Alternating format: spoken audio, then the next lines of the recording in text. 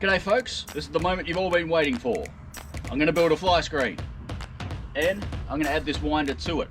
And there are a couple of tricks to installing these, so let's take a look. By the way, no mask today because I'm working on my own home. Okay, step one, measurements.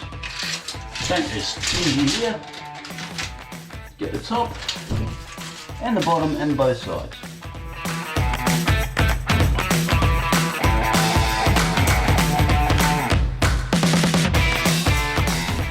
Alright, we're back outside, and before we move on to step two, I'm going to subtract the height of the sill extension from the height that I want to build the window frame, the fly screen frame.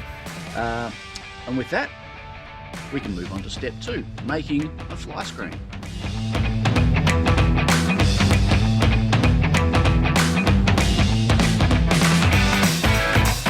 Now, we've got the screen sitting flat, but it's solid.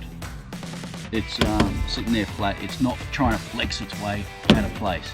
A good frame will save you a lot of heartache. It'll save you hours and hours. All right, so we've got the screens ready to go. Let's head inside and get this thing started.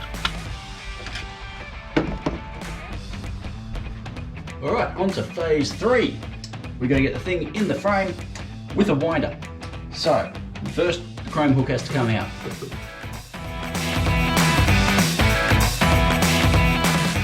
So there you have it. Screws that haven't moved for about 60 years can be a bit of a challenge.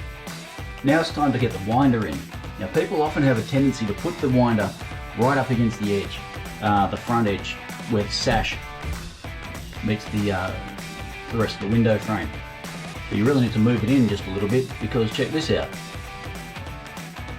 Here you can see if you put the winder flush where the sash meets up with it, well, over here is the surface that needs to actually line up with the winder.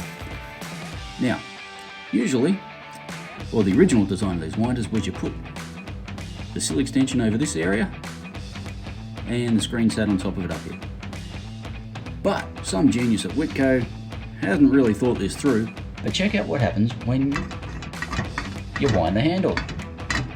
It bumps the bottom of the sill extension,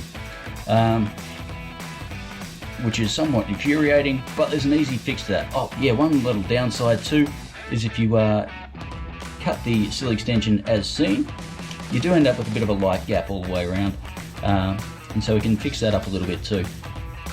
Okay, the easiest solution is set the winder back a little bit further, cut out a smaller hole to only accommodate the chain and maybe even this little black thing, which is actually attached to nothing, so don't be too concerned about the little black thing. And that would simply sit over there. And you can see along here, no more light shining through. Alright, from here we simply clip the bottom half and the actual fly screen together. You notice this is a clip-on system, not the riveted version. Much better. Slot straight in.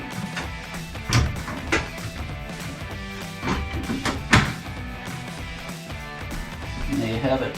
I'm going to add my retaining screw in the top.